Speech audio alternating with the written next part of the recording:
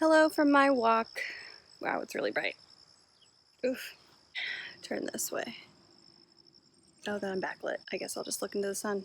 So today I want to talk about some hacks for when you go grocery shopping so you can produce less waste. I was going to do another zero waste for free video, but man, I just get bored so easily. So we're switching it up a little today. And I promise it won't be like bring your own reusable bag, because that's not new. I know that, you know that. So we'll get into some other random little tips for you.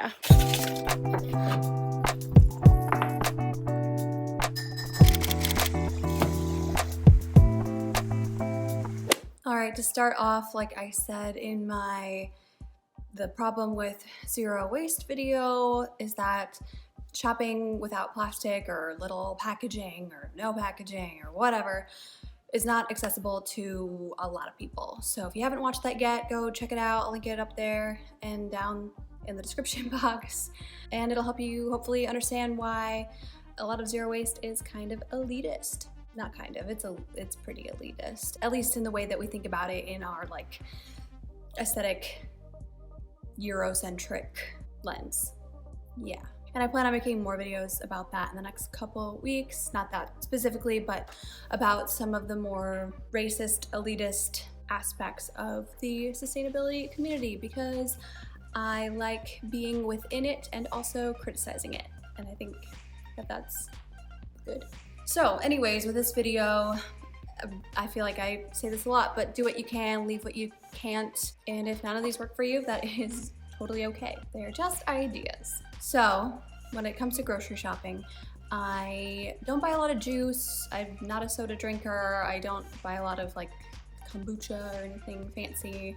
I don't usually buy beverages, except I love a good beer. So if you buy any beverages when you go grocery shopping, which I feel like most people do, and you have the choice between bottles and aluminum, both glass and aluminum are pretty highly recyclable. I talk about it in my blog post about Recycling 101, I think I called it. I'll link that down below too if you want to check it out. But if you have the choice between the two, aluminum is more recyclable, more easily recyclable. And actually it's about twice as easily recycled. So if you have the choice, go with aluminum. Also the caps on glass bottles, the like beer caps and things, or soda twist off caps, whatever, they have a ring of plastic on the inside, so those can't get recycled even though they're metal because it's mixed materials. So those have to go in the trash. But with aluminum cans, as long as they're 100% aluminum, which most are, they're 100% recyclable, which is awesome. And if you're buying things like beer and you have the choice between getting them with the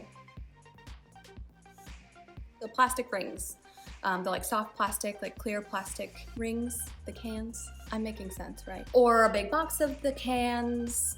Choose the box because the cardboard is recyclable, whereas the little rings are not, unless it's the hard plastic, like top things that you kind of like off of the cans. Yeah, really, they're hard to get off. A lot of those are made with recycled plastic, so those are better than the clear plastic rings.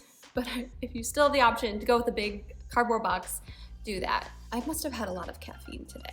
Next up, buy ugly and single produce, which sounds really sad. Give them love. Give the ugly single produce love. I read recently that bananas are the most wasted food in supermarkets, and a lot of the time that's because people buy the bunches, but they leave the single bananas that have broken off of the bunches, they leave them on the shelf. So what I do when I go grocery shopping is I'll take like the single banana from over here, the two from over there, and kind of make my own bunch. And they'll taste the same. They look the same, they're just lonely. And I'll buy that instead of getting a normal bunch because I know somebody else will probably want that bunch.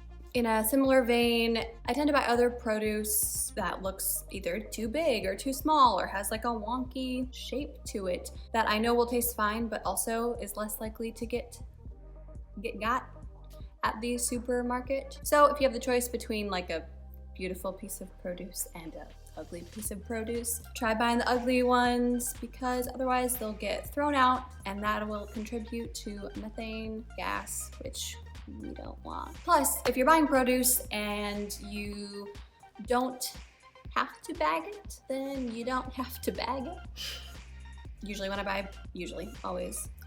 When I buy produce, instead of putting it in a plastic bag, produce bag, I just put it straight into my basket and then I wash it when I get home. They make reusable produce bags, but I usually forget them at home. So if you're a meat eater, I'm not, but I get that a lot of people are.